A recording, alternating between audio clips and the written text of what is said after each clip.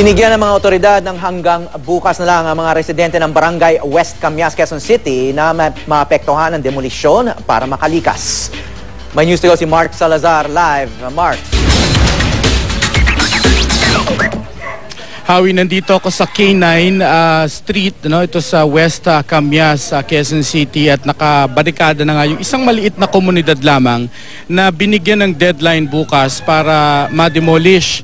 Maliit na komunidad pero naglalarawan ng malaking problema ng pabahay at problema ng demolition at relokasyon. At kasama ho natin dito yung kanilang, sir, ano lang natin, ang kanilang tagapangulo ng kanilang asosasyon, si Mr. Eva. Sir, sabi nyo sarado na yung dialogue, ayaw na kayong kausapin, at ano yung inyong binibigay sanang solusyon para hindi naman umabot sa gulo bukas kung halimbawa ipilit nila yung demolition?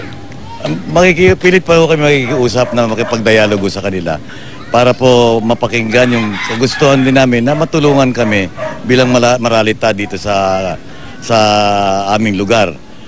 Ang pinaka gusto po namin mangyari dito, yung on-site na tinatawag, napatayuan po kami rito ng tenement housing para po dito sa pamilyang almost 50-something.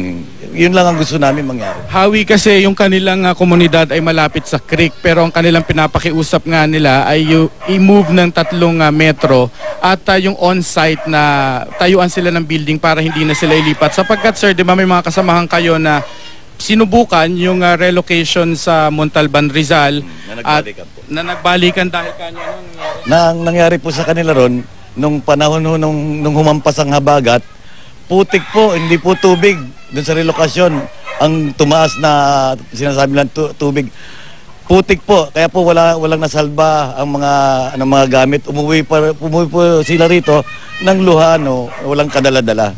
Meron pang isang option sa kanila, yung in-city relocation naman, nasa may payatas, pero ang sabi naman nila masyadong mabahot. Medyo hindi rin daw maganda, mapanganib sa kanilang kalusugan.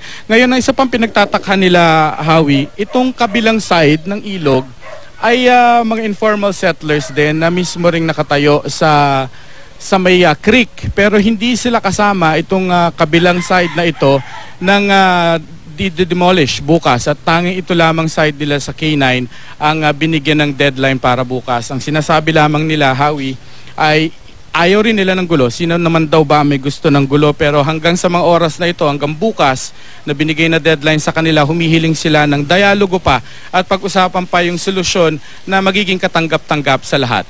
Howie. Maraming salamat, Mark Salazar.